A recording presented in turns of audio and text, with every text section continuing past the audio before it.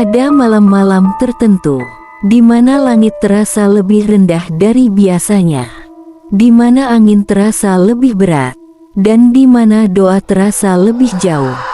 Di saat seperti itulah, hal-hal yang seharusnya tidur, justru terbangun. Di sebuah desa yang namanya hampir tak lagi diingat peta, berdiri sebuah rumah tua yang sudah puluhan tahun tak dihuni.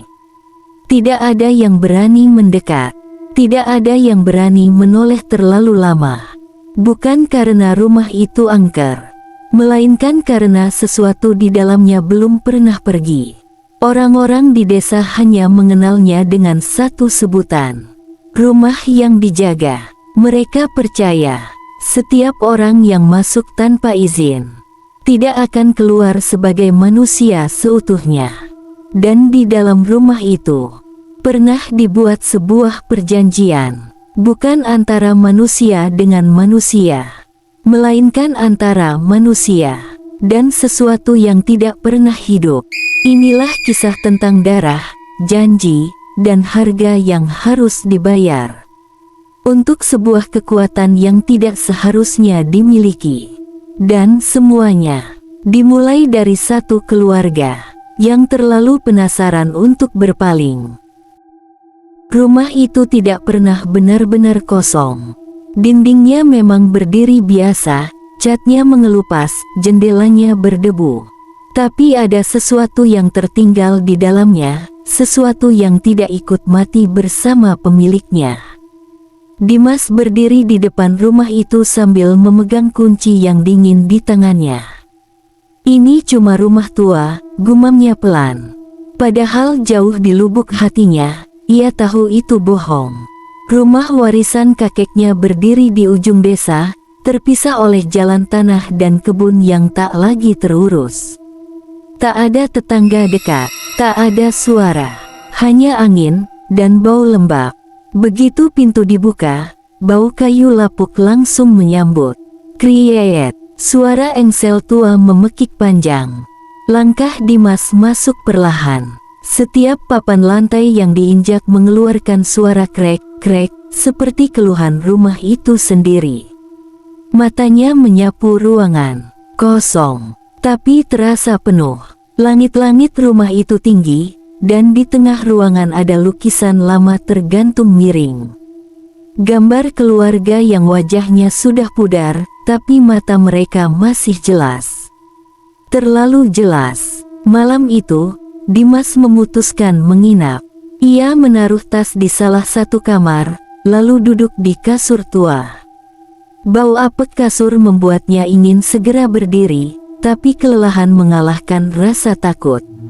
Lampu dipadamkan, dan saat gelap total menyelimuti ruangan, Dimas mendengar suara pelan dari bawah ranjang.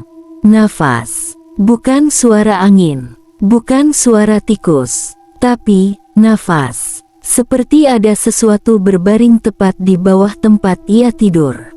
Ia menahan nafas, tubuhnya kaku. Enggak mungkin, bisiknya. Tiba-tiba, SSSTTT, suara berbisik, tepat di bawah telinganya. Akhirnya, ada yang pulang. Dan di bawah kasur, sesuatu tertawa pelan. Malam semakin pekat. Angin mulai berhembus lebih dingin dari biasanya, membawa bau tanah basah dan sesuatu yang busuk. Lampu minyak di ruang tamu rumah tua itu berkedip-kedip, apinya mengecil lalu membesar lagi seolah ada yang meniupnya dari dekat. Rani berdiri kaku. Ia merasa tidak sendirian. Sejak membaca halaman kedua dari kitab itu, suasana rumah berubah. Jam dinding yang sudah mati sejak bertahun-tahun lalu tiba-tiba berbunyi. Tok, tok, tok. Padahal saat ia periksa tadi sore, jam itu tidak memiliki baterai. Rani menelan ludah. Ini cuma perasaanku, gumamnya pelan. Namun saat dia melangkah ke arah dapur, suara langkah kaki terdengar dari arah belakangnya.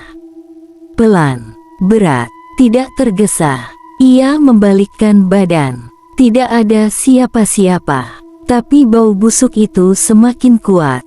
seperti bangkai yang sudah lama tertimbun. Malam itu, Rani dipaksa tinggal di rumah itu sendirian. Dan di tengah malam, ia terbangun karena suara bisikan. Samar, tapi jelas. Salah. Rani membuka mata. Langit-langit kamar terlihat lebih gelap dari biasanya.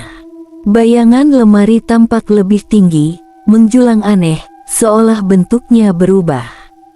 Salah. Bisikan itu kini lebih jelas. Bukan dari luar, tapi dari dalam rumah itu. Rani duduk perlahan, mencoba menahan napas. Lalu suara itu berpindah. Doa yang salah. Suara itu muncul dari bawah ranjang. Rani membeku. Hatinya berdetak begitu keras sampai telinganya berdengung. Pelan-pelan, ia menunduk. Matanya mengarah ke bawah ranjang. Gelap, kosong. Namun tiba-tiba, dua mata muncul dari dalam kegelapan. Bulat, putih, tanpa kelopak. Mata itu menatap tepat ke arahnya. Rani menjerit keras, tapi suaranya seperti tertahan di tenggorokan. Mulutnya terbuka, tapi tidak ada suara yang keluar. Dan ketika mata itu perlahan bergerak mendekat, sebuah suara terdengar lebih dekat dari sebelumnya. Kau memanggil dengan cara yang salah. Lampu di kamar tiba-tiba padam. Gelap total, dan tepat di telinga Rani, ada satu napas dingin. Sekarang, kami yang datang sendiri. Malam itu langit menghitam lebih pekat dari biasanya. Tidak ada bintang, tidak ada bulan, hanya suara angin yang menggeser daun pisang di halaman rumah tua itu. Raka, Dina, dan Rudi masih terdiam di ruang tengah. Bau kemenyan belum hilang, asap tipis masih menggantung, seperti ingin mencekik siapapun yang menghirupnya terlalu dalam. Tempat ini dipakai buat ritual, bisik Dina, suaranya bergetar. Rudi menelan ludah, dan baru saat itu mereka sadar. Di lantai ada lingkaran hitam bekas sesuatu terbakar. Di tengah lingkaran itu ada simbol aneh yang digores kasar ke lantai kayu, seperti tulisan yang dibuat paksa oleh tangan yang tidak waras. Raka berjinjit mendekat, dan saat ia menunduk, ia melihat sesuatu yang membuat darahnya hampir berhenti. Ada bekas telapak tangan kecil. Terlalu kecil untuk orang dewasa. Bekas tangan anak, tapi ukuran jarinya terlalu panjang. Dina mundur selangkah. Ini bukan ritual biasa. Rudi mulai gelisah. Gue gak suka ini, kita pergi sekarang aja, yuk. Namun, terdengar suara langkah kaki. Pelan, berat, menyeret. Dari arah dapur. Seret, seret. Mereka saling memandang. Tidak ada nafas. Tidak ada yang berani bicara. Langkah itu semakin dekat. Lalu, sunyi. Dina perlahan melirik ke arah pintu dapur yang terbuka sedikit. Gelap, hitam, seperti lubang besar yang menunggu. Rudi berbisik, jangan bilang ada orang. Tiba-tiba, buk, pintu dapur tertutup sendiri. Semua teks udara terasa berhenti. Dan dari balik pintu terdengar suara. Tangisan lirih. Suara orang berdoa. Dan suara tawa kecil. Bercampur. Tidak jelas mana yang doa. Mana yang tangis. Mana yang tawa. Raka melangkah perlahan mendekati dapur. Tangannya meraih gagang pintu. Dina memegang tangan Raka. Jangan. Tapi Raka sudah menariknya. Pintu terbuka. Kosong. Hanya dapur tua yang usang. Perabot berdebu. Panci berkarat. Namun, di sudut dapur, terdapat tali tipis tergantung. Dan di bawah tali itu, kursi kecil anak-anak. Semua tubuh mereka langsung kaku. Dan dari dalam kepala Raka, muncul pikiran yang sama. Ini bukan rumah kosong. Ini tempat ibadah sesuatu yang lain. Tiba-tiba, lampu padam, gelap total. Dan di dalam gelap, ada yang berbisik tepat di telinga mereka. Kalian masuk tanpa izin. Suara itu tidak berasal dari satu arah. Seperti rumah itu sendiri yang berbicara. Rudy berteriak, "Saya cuma masuk doang." Namun suara itu tertawa. Lalu, mereka merasakan ada napas dingin menyentuh tengkuk mereka satu persatu. Dina menangis, Raka membeku, dan tiba-tiba, tali di dapur itu bergerak sendiri. Berayun, pelan, tidak berhenti, seolah ada sesuatu yang tidak terlihat sedang menggantung di sana. Dan di tengah kegelapan, terdengar suara langkah kaki lagi. Namun kali ini, langkahnya banyak, berat, seperti ramai, tapi hanya ada 3 orang di dalam rumah. Raka berbisik dengan suara hampir tak terdengar. "Rudy, Dina, kita gak sendirian di sini." Dan tepat di belakang mereka, ada sesuatu yang berdiri. Malam itu, Damar masih terbaring di lantai rumah tua dengan napas terengah.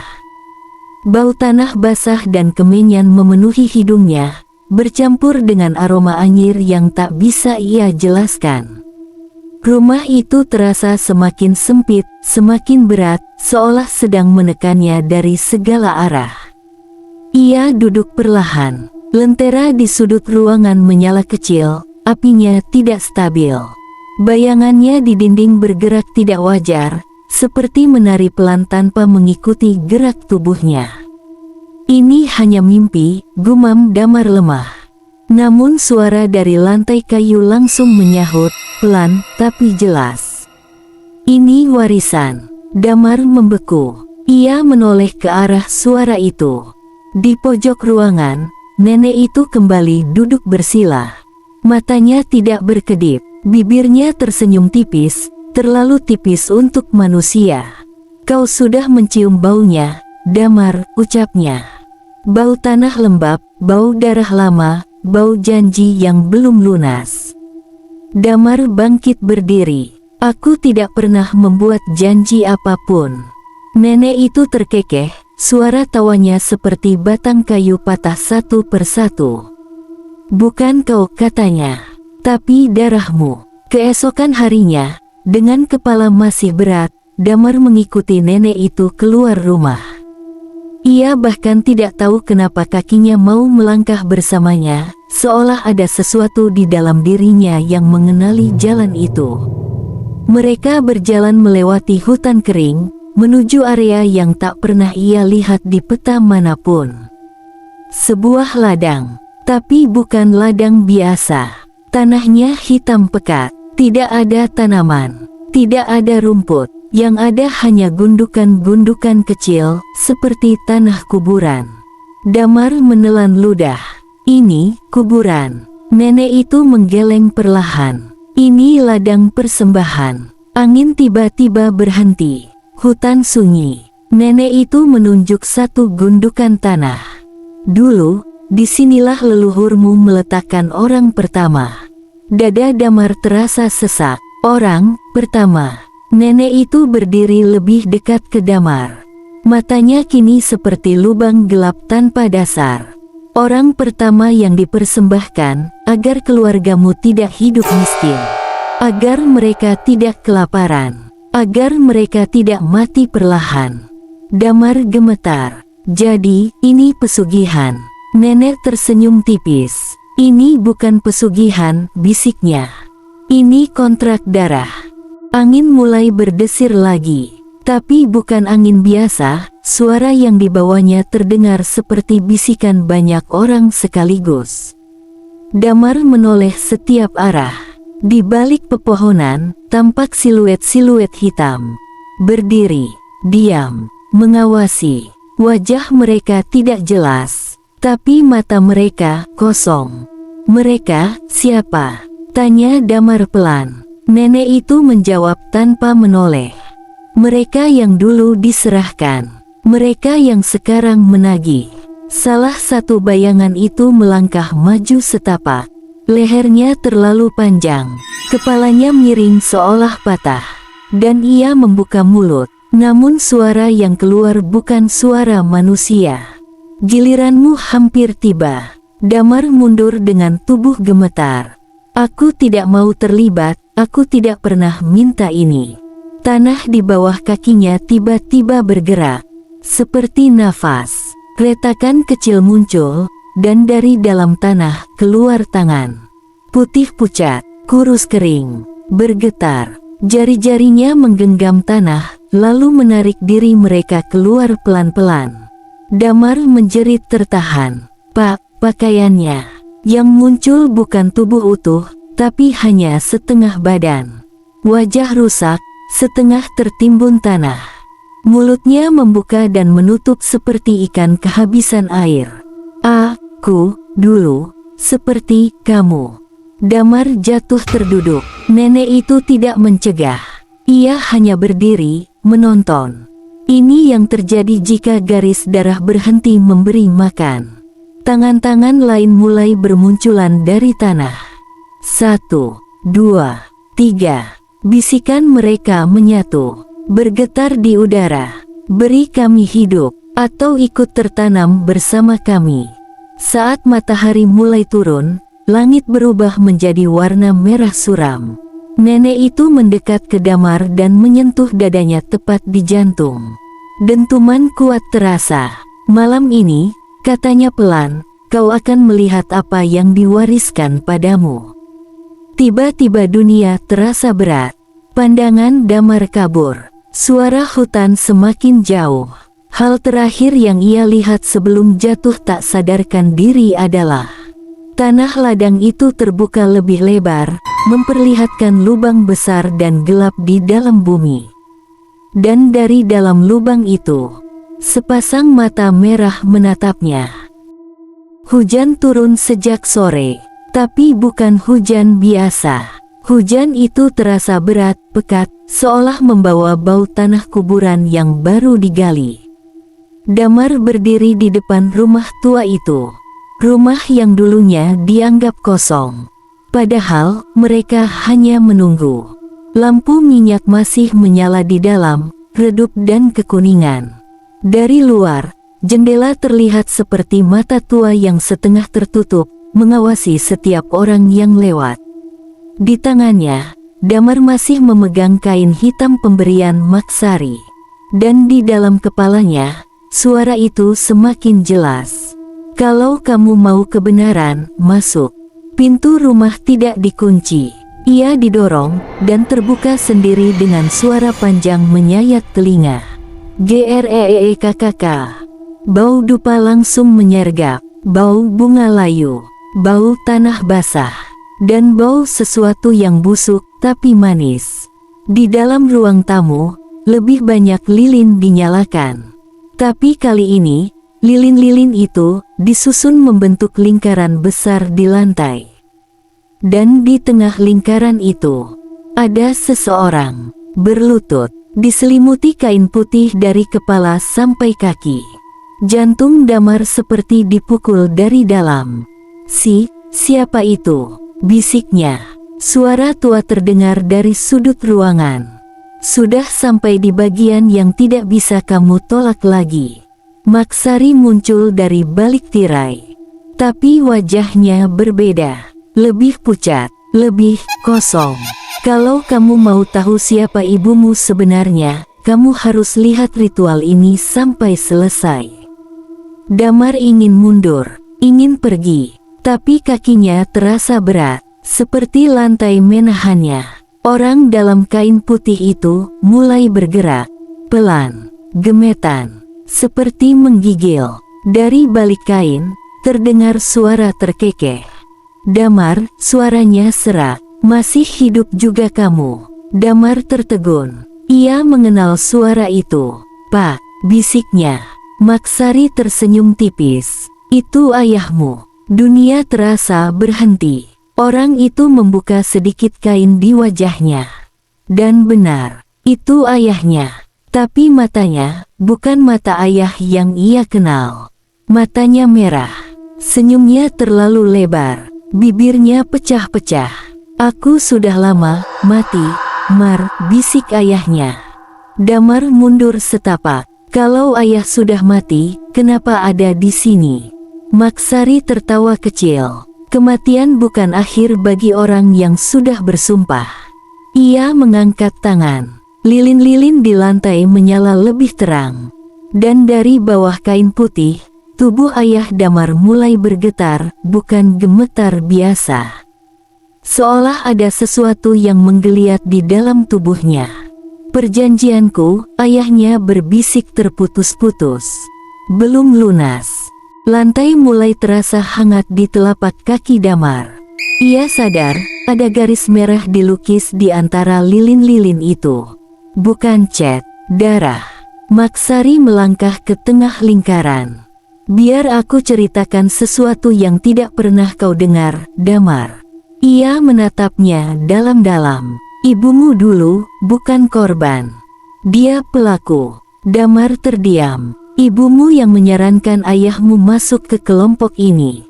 Ia menunjuk ke tubuh ayah yang bergetar. Mereka berdua menyembah sesuatu yang tidak pernah disebut namanya. Damar merasa napasnya sesak. Maksari melanjutkan, pelan tapi menusuk. Mereka tidak minta kaya. Mereka tidak minta kuasa. Mereka minta satu hal, lampu minyak bergetar, agar kamu lahir. Sunyi.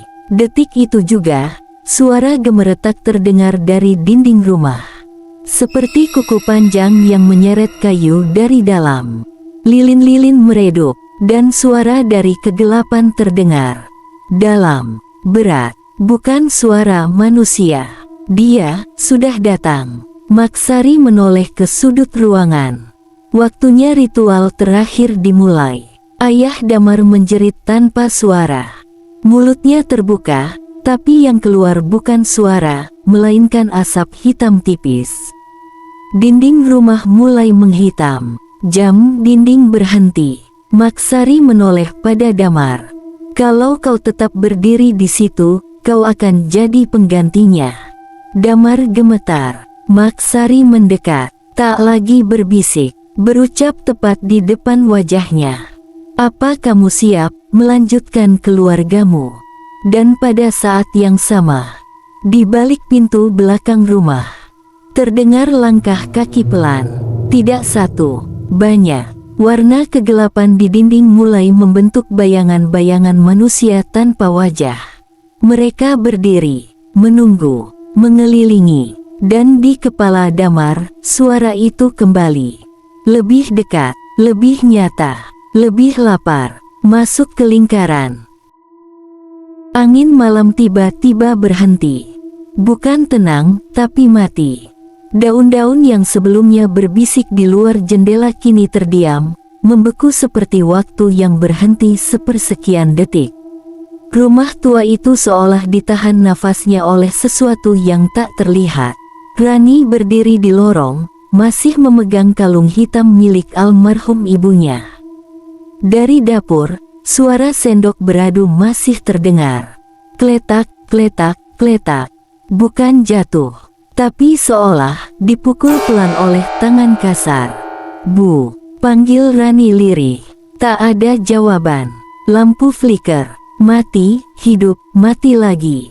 Saat lampu menyala, sosok berdiri tepat di ujung lorong.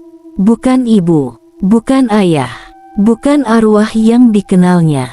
Itu sesuatu yang memakai bentuk ibunya, tapi lebih tinggi, lebih kurus, dan lehernya terlalu panjang. Matanya hitam polos tanpa putih. Bibirnya pecah-pecah. Terlalu lama kau lupa, katanya bukan dengan suara, tapi langsung masuk ke kepala Rani. Rani mundur setapak. Enggak, ibu enggak begitu. Sosok itu tersenyum. Senyum yang sobek. Senyum yang terasa sakit untuk dilihat. Aku bukan ibumu, katanya. Lalu kepalanya miring perlahan. Aku yang datang sebelum ibumu lahir.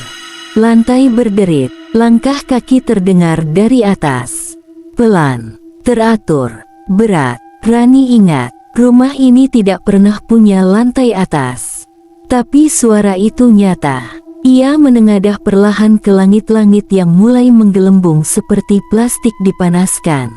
Dari atas, terdengar suara napas serak. Sudahkah kau siap menjadi pengganti? Air mata Rani jatuh. Enggak, aku enggak mau. Kalung di tangannya mulai panas. Panasnya menyengat kulit, dan tiba-tiba, suara azan maghrib terdengar dari kejauhan. Allahu Akbar. Suara itu seharusnya menenangkan. Tapi di rumah ini, suara azan terdengar terdistorsi. Lebih lambat, lebih dalam, seperti dibacakan dari dalam tanah. Sosok di hadapannya menutup telinganya. Ia berdesis marah. Kau kira suara itu bisa melindungimu? Dari balik dinding, bayangan tangan-tangan hitam mulai menekan tembok dari dalam. Seperti sesuatu mencoba keluar. Rani mundur hingga punggungnya menempel dinding. Ia menggenggam kalung itu dan berbisik, "Kalau memang ada yang masih melindungiku, tolong aku." Angin dingin tiba-tiba masuk dari jendela, padahal jendela tertutup. Lilin-lilin di rumah menyala dengan api biru. Dan suara dari langit-langit tertawa pelan. Masih berharap." Tiba-tiba, lantai rumah retak, dan di celah retakan, matanya melihat sesuatu yang tidak masuk akal. Ritual, simbol-simbol hitam, nama ibunya terukir, dan namanya sendiri tepat di bawahnya. Rani menjerit, "Rumah ini bukan tempat tinggal. Ini adalah tempat ibadah untuk makhluk selain Tuhan." Dan sekarang, ia telah masuk terlalu jauh untuk kembali. Langit sudah tidak lagi menampakkan bintang. Awan hitam menggantung berat di atas rumah tua itu, seolah menekan atapnya dari atas. Di dalam rumah, udara terasa lebih sempit.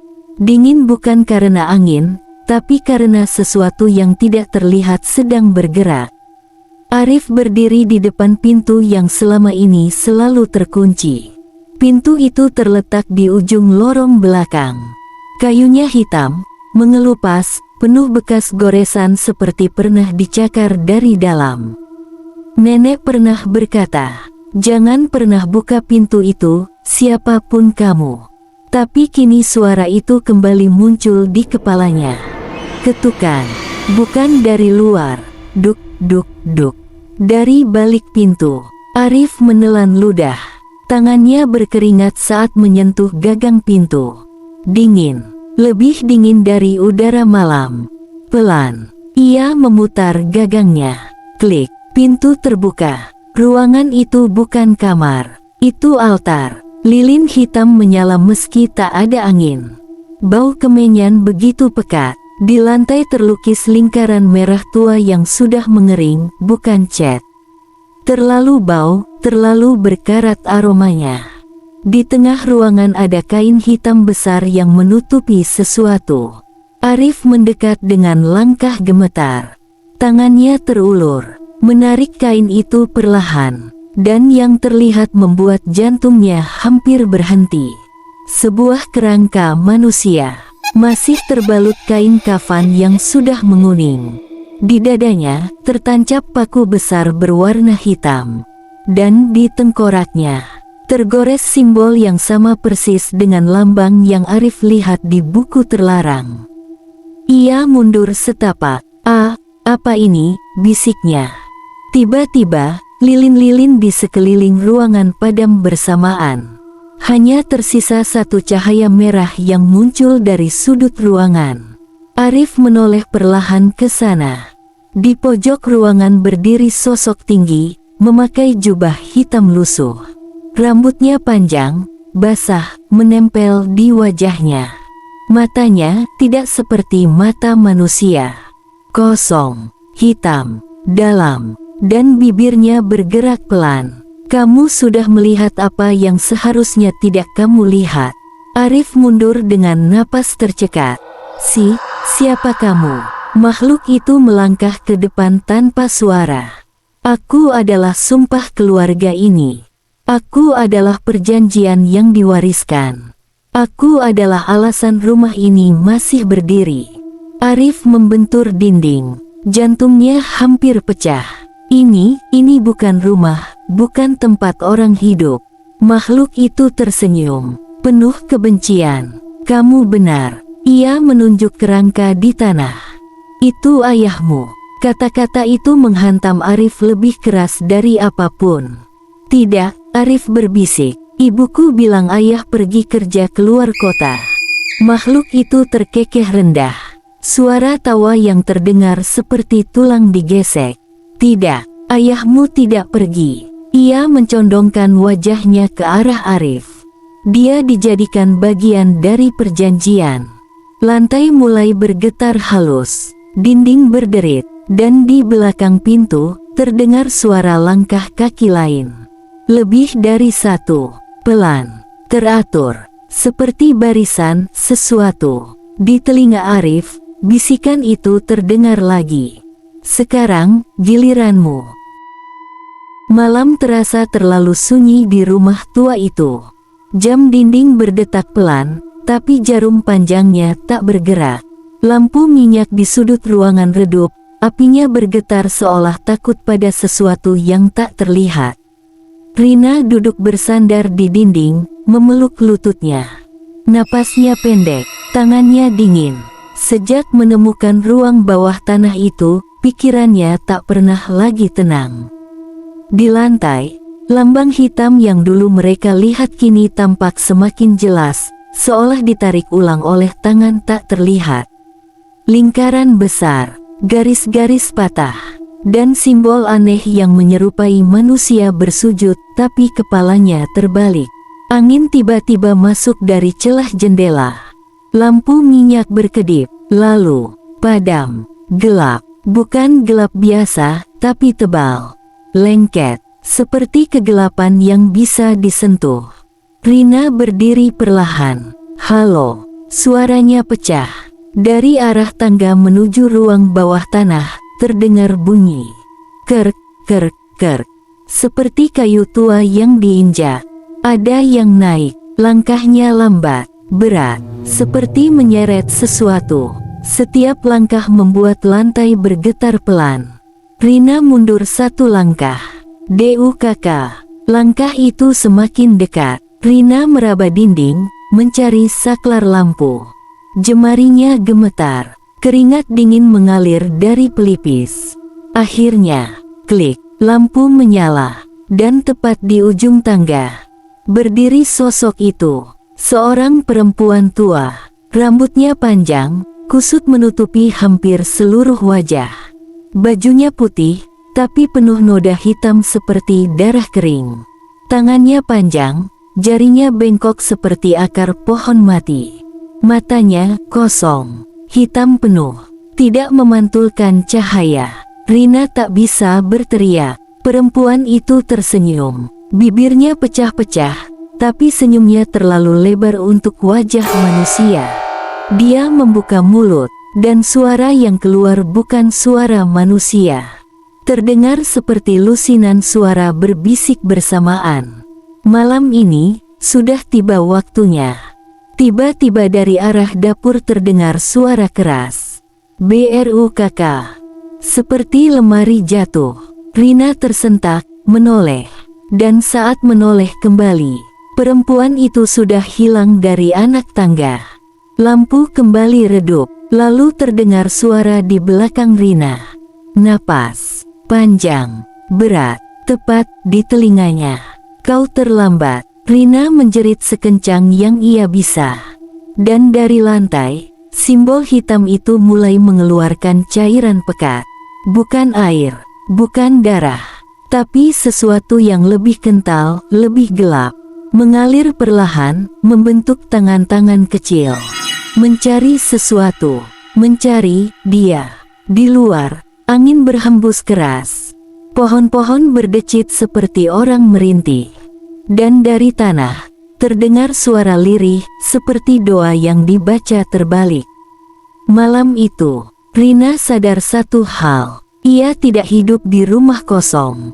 Ia hidup di dalam tempat pemanggilan. Malam itu desa terasa seperti kuburan hidup. Tidak ada suara jangkrik, tidak ada angin, bahkan daun pun seolah enggan bergerak. Rani berjalan perlahan menyusuri jalan setapak yang dipenuhi tanah basah. Kaki telanjangnya terasa kaku, tapi ia tidak peduli. Yang ada di pikirannya hanya satu, rumah itu. Rumah tempat segalanya bermula. Di belakangnya, langkah Bayu terdengar samar. Ia belum sepenuhnya sadar apakah yang ia ikuti adalah manusia, atau hanya bayangan. "Apa kamu yakin ini bukan jalan buntu?" tanya Bayu pelan. Rani berhenti. Ia menunjuk ke tanah. Bayu menunduk, dan jantungnya hampir copot. Di tanah itu ada jejak kaki, dari dalam tanah ke atas. Seolah seseorang berjalan dari dalam kubur. "Sudah terlalu dekat, Bayu," bisik Rani. Mereka sudah bangun. Mereka tiba di tanah lapang di tengah desa. Disitulah rumah tua peninggalan koloni lama berdiri. Kusen pintunya patah, dindingnya mengelupas, dan jendela-jendelanya tampak seperti mata yang mengintip. Pintu itu terbuka sendiri. "Kita tidak punya pilihan," bisik Rani. Begitu mereka masuk, bau tanah basah dan anyir langsung menusuk.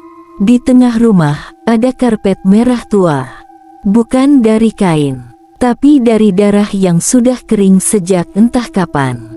Bayu ingin muntah, tapi suara dari bawah lantai membuatnya membeku. Duk, duk, duk. Seperti detak jantung raksasa. Rani berlutut dan menyentuh lantai kayu. Ia mengucap pelan, "Yang tertanam, bangunlah." Bayu langsung menoleh. "Rani, ngapain kamu?" Lantai kayu mulai bergerak, retak. Papan kayunya terangkat satu persatu. Dari balik lubang itu, keluar tangan pucat penuh tanah. Jari-jarinya panjang dan patah dalam arah yang tidak wajar.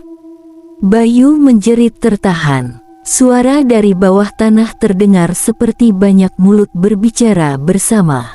Masih ada satu jiwa yang bersembunyi. Papan lantai terlepas seluruhnya. Lubang besar terbuka, gelap, dalam, tak terlihat dasar. Dan dari dalam lubang itu, perlahan muncul kepala perempuan tua, rambutnya panjang, wajahnya rusak, matanya putih seluruhnya. Ia menatap Bayu langsung. Bibirnya bergerak tanpa suara. Tapi di kepala Bayu terdengar jelas, "Giliranmu." Saat itu, lampu minyak yang dipegang Bayu padam. Gelap total. Ia merasakan sesuatu menyentuh kakinya. Dingin, basah, dan suara Rani terdengar sangat dekat, berbisik tepat di telinganya. "Jangan teriak, mereka suka teriakan." Malam itu langit seperti diselimuti kain hitam tebal. Tidak ada bintang, tidak ada bulan. Udara di sekitar rumah tua tempat mereka berada terasa berat, seolah setiap napas adalah pinjaman yang bisa ditarik kapan saja.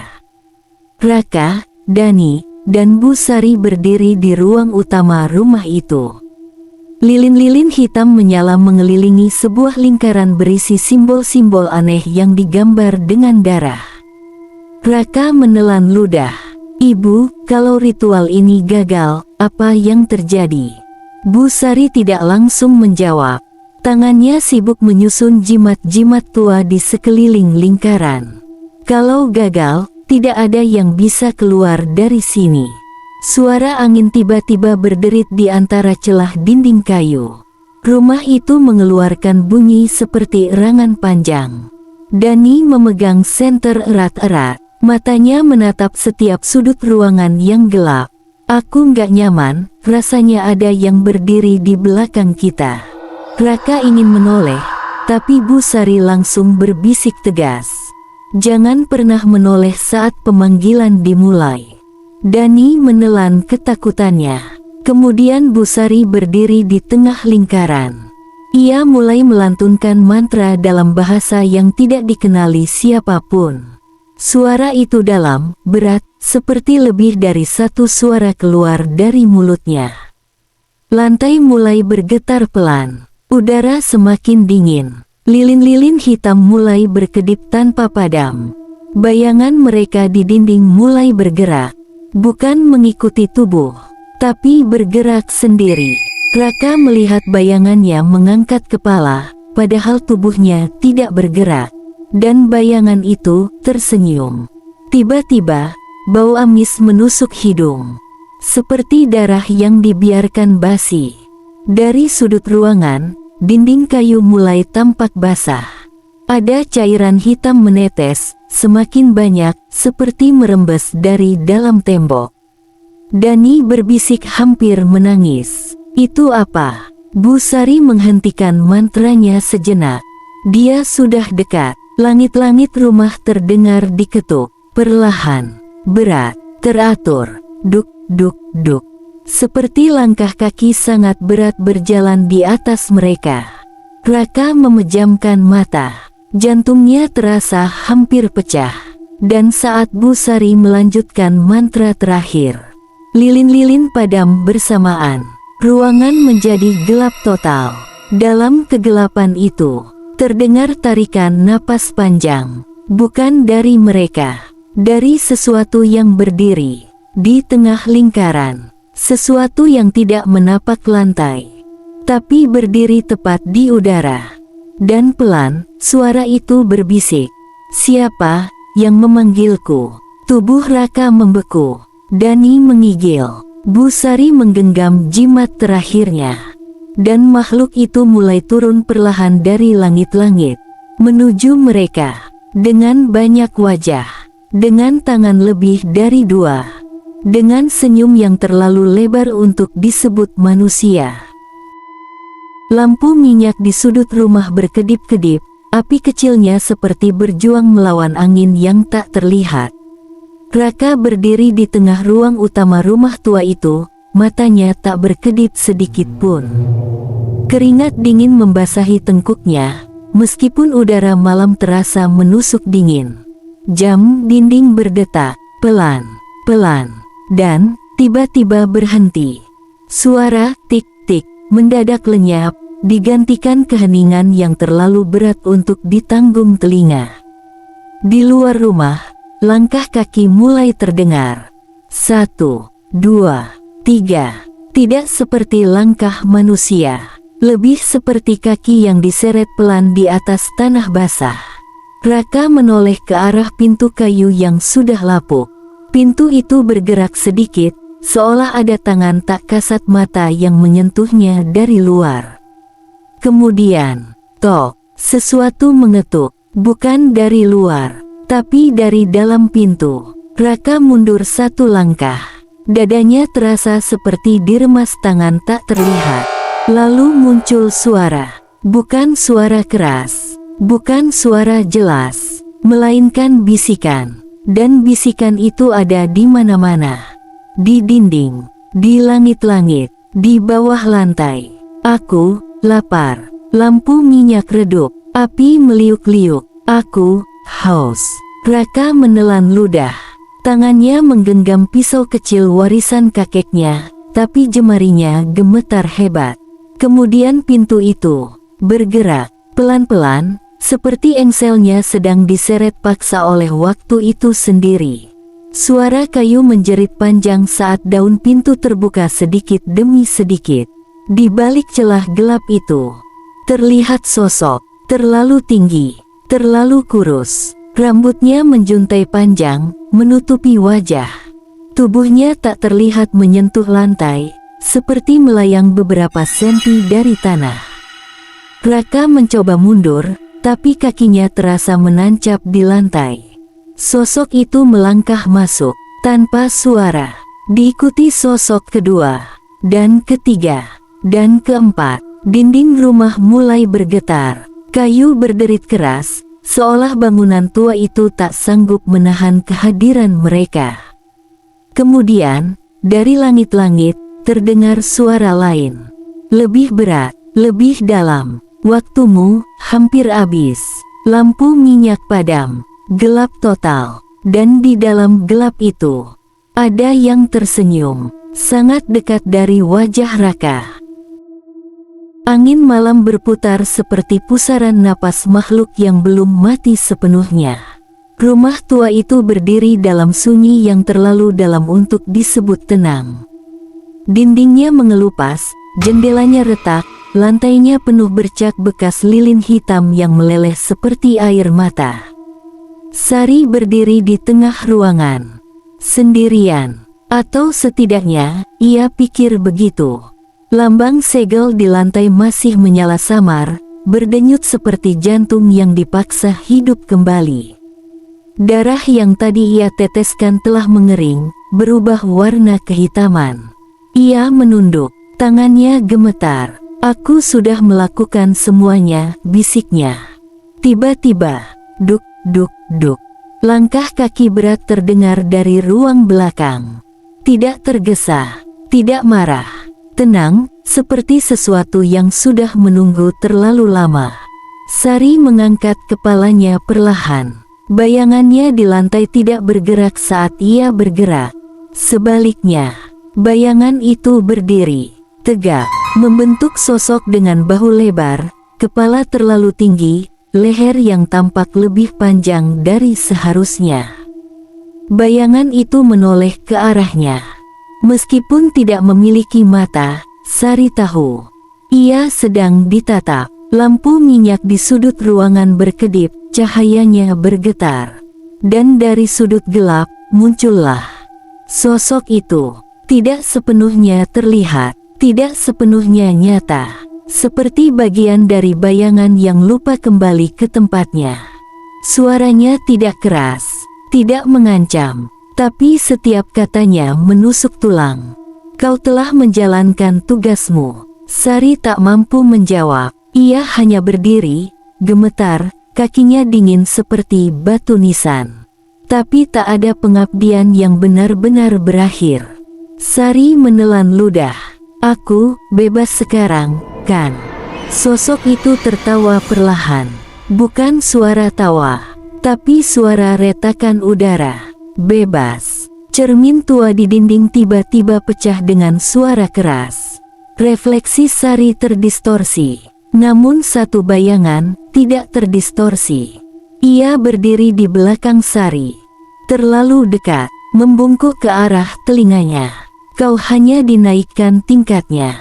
Napasku terasa berat. Dinding mulai memudar. Lantai seperti bernapas. Rumah seolah memanjang dan menyempit sekaligus. Sari menoleh. Sosok itu kini berdiri tepat di belakangnya dalam pantulan serpihan cermin. Wajahnya tak jelas, tapi matanya kosong. "Mulai sekarang," lanjut suara itu, "bukan kami yang datang kepadamu, tapi kaulah yang akan dicari." Lalu, cahaya padam, total. Tidak ada suara. Tidak ada udara, hanya detak jantungnya sendiri yang kini terdengar terlalu keras. Dan di kegelapan itu, terdengar satu bisikan terakhir. "Pengabdi tidak pernah benar-benar selesai." Keesokan paginya, rumah tua itu tampak kosong. Tidak ada jejak ritual, tidak ada darah, tidak ada lampu minyak, hanya satu hal yang tersisa. Jejak kaki kecil di debu lantai. Jejak kaki yang mengarah ke rumah seseorang yang baru saja pindah ke desa itu. Tidak dalam arti sebenarnya, tapi awan malam begitu rendah dan hitam hingga terlihat seperti langit turun ke tanah. Bulan menghilang, bintang lenyap, yang tersisa hanya pekat dan sunyi yang terasa terlalu hidup. Rumah tua itu kini berdiri seperti makhluk raksasa yang sedang menahan napas. Lantai kayu berderit pelan ketika Arman melangkah masuk kembali ke ruang utama. Lilin-lilin hitam menyala sendiri, satu persatu, tanpa ada tangan yang menyalakannya. Di tengah ruangan, lingkaran ritual itu sudah lengkap. Tanah hitam berbentuk simbol melingkar. Darah kering membentuk tulisan yang tidak pernah diajarkan di dunia manusia. Dan di tengahnya, ada cermin besar, retak di semua sisi. Di dalam cermin, bukan bayangannya yang terlihat, melainkan sosok lain. Sosok yang mirip dirinya, tapi bukan dia. Lebih tinggi, lebih kurus. Senyumnya terlalu lebar. Matanya hitam tanpa pantulan. Arman berbisik pelan. "Kau, siapa?" Pantulan itu bergerak sedikit lebih cepat dari aslinya. Lalu menjawab, dengan suara yang keluar langsung ke dalam kepala Arman. "Aku adalah yang kau panggil sejak darah pertamamu jatuh ke tanah." Lantai tiba-tiba bergetar. Dari dinding, tangan-tangan hitam mulai muncul. Keluar dari celah-celah kayu. Panjang, kurus, menyentuh udara, mencari Arman. Di luar rumah terdengar suara langkah 1000 kaki, tapi tak ada satupun manusia. Arman berdiri di tepi lingkaran itu. Setiap insting di tubuhnya menjerit untuk lari. Tapi kakinya tidak bisa bergerak. Cermin itu bergetar dan pantulannya mulai keluar dari dalam kaca, perlahan seperti asap pekat yang dicabut dari neraka. Dan saat kakinya menginjak lantai rumah, bau tanah basah dan darah langsung memenuhi udara. Arman gemetar. "Ini salah, ini bukan yang aku mau." Sosok itu melangkah semakin dekat. "Semua yang kau inginkan memiliki harga." Tiba-tiba, suara ibunya terdengar dari belakang. "Arman." Ia menoleh. Ibunya berdiri di ambang pintu. Atau sesuatu yang menyerupai ibunya. Matanya kosong, lehernya tertekuk, bibirnya tersenyum miring. "Kenapa kau panggil mereka ke rumah kita, Nak?" Arman terisak. Aku hanya ingin kita keluar dari kemiskinan. Aku hanya ingin hidup lebih baik." Ibunya perlahan berjalan masuk. Kakinya menyeret lantai tanpa suara. Lalu sosok dari cermin menghentikan langkahnya tepat di hadapan Arman. Wajah mereka kini hanya berjarak sejengkal. Dan dari mulutnya keluar kata-kata yang membuat waktu terasa berhenti. "Kini kau harus membayar dengan dirimu yang lama." Tiba-tiba, seluruh ruangan meledak dengan suara angin. Lilin padam serentak, dinding retak, atap berderak keras seolah ingin runtuh. Lingkaran darah menyala merah pekat, dan bayangan Arman terpisah dari tubuhnya. Jelas, nyata, berdiri di lantai. Bayangan itu berdiri sempurna seperti manusia. Dan tersenyum. Arman berteriak saat bayangan itu berdiri di depannya. Bukan lagi bayangan, tapi bentuk dirinya yang kosong, tanpa jiwa. Dan suara itu berkata satu hal terakhir. "Sekarang, tempatmu di dalam." Cermin menarik tubuh asli Arman. Ia mencoba berontak, tapi tangan-tangan hitam dari dinding menahannya. Ia melihat bayangan dirinya berjalan keluar dari lingkaran, masuk ke tubuh aslinya, mengambil alih. Dan saat segalanya hening, yang berdiri di tengah ruangan hanyalah Arman versi kosong, yang tersenyum. Musim hujan datang lebih awal tahun itu. Di rumah tua yang dulu menjadi pusat segala teror, kini hanya tinggal dinding rapuh dan atap yang nyaris runtuh. Tidak ada lagi ritual, tidak ada lagi lilin-lilin hitam, tidak ada lagi suara lonceng dari ruang bawah tanah. Atau, setidaknya, begitu yang dipercayai orang. Raka berdiri di depan pagar besi yang berkarat. Ia satu dari sedikit orang yang berhasil keluar hidup-hidup dari rantai kesepakatan terlarang. Rambutnya sudah dipenuhi uban sebelum waktunya, dan matanya selalu menyimpan lelah yang tak bisa dimengerti orang lain. Rumah itu telah segel dengan garis kuning. Dilarang masuk. Ia menatap ke dalam halaman. Tak ada apa-apa, hanya rumput liar, daun kering, dan pohon tua yang masih berdiri tegak, seperti tiang gantungan zaman lampau. Angin berhembus, dan suara itu kembali terdengar. Pelan, hampir seperti bisikan. "Belum selesai." Raka menggeleng. "Tapi aku sudah menutupnya," bisiknya, lebih pada dirinya sendiri. Langkah kaki terdengar dari balik pagar. Ia menoleh. Seorang anak kecil berdiri di sana. Mungkin usia 8 atau 9 tahun. Wajahnya polos, matanya kosong. Anak itu menatap ke arah rumah lama. "Om," katanya pelan. "Kenapa bayangan rumah itu gerak sendiri?" Raka membeku. Ia melihat kembali ke halaman. Dan benar, bayangan pohon tua itu bergerak. Kepalanya terangkat dan perlahan membentuk sosok tinggi, terlalu tinggi untuk sesuatu yang disebut manusia. Tidak ada tubuh, hanya bayangan. Bayangan besar yang memanjang ke arah pintu rumah. Raka menelan ludah. Anak kecil itu menarik ujung bajunya lagi. "Om, itu siapa yang berdiri di balik jendela?" Raka menoleh ke jendela rumah. Di balik kaca yang sudah pecah sebagian, ada siluet berdiri. Tidak bergerak, tidak berkedip, menatap langsung ke arah mereka.